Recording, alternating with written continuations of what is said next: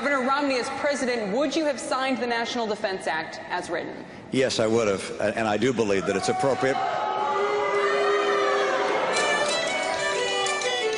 Some presidential candidates have to pay their campaign to make homemade signs.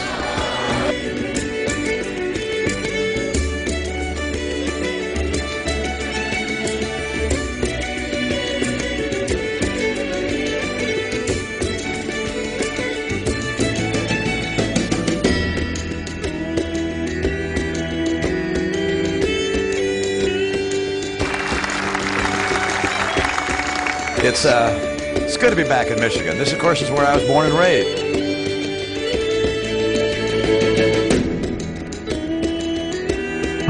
Dr. Congressman and presidential candidate Ron Paul.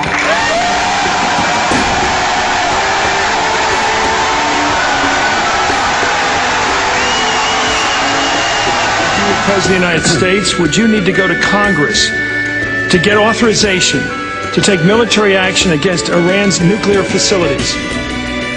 You sit down with your attorneys and tell you what you have to do, but obviously the President of the United States has to do what's in the best interest of the United States to protect us against a potential threat. The President did that as he was planning on moving into Iraq and received the authorization of Congress. Did he need it?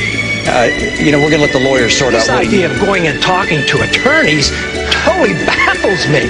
Why don't we just open up the Constitution and read it? You're not allowed to go to war without a declaration. Oh, God. I like Ron Paul. I really do. I really do. I really like Ron Paul. The guy is intellectually consistent. Investing in housing, and you go on to say because so many people will invest in housing, the damage will be catastrophic. Congressman, how could it be that you knew this on the banking committee in 2003 and nobody else is here? I love this state. It seems right here. Trees are the right height.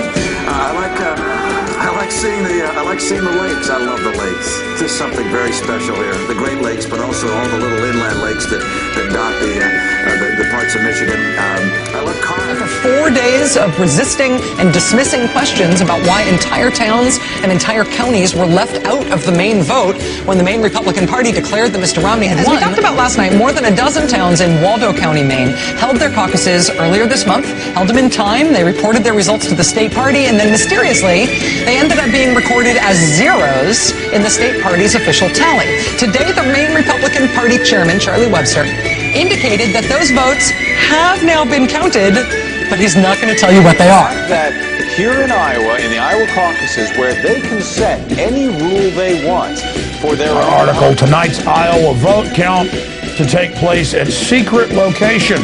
Continuing, concerns about supervision grow after Republican strategist says GOP establishment will not allow Ron Paul to win. E-voting machines will count at least 3 out of every 4 votes cast in next week's election. But the e-voting machines may not be reliable. They may not be safe from tampering. If the voting process is not secure, then our very democracy is at risk.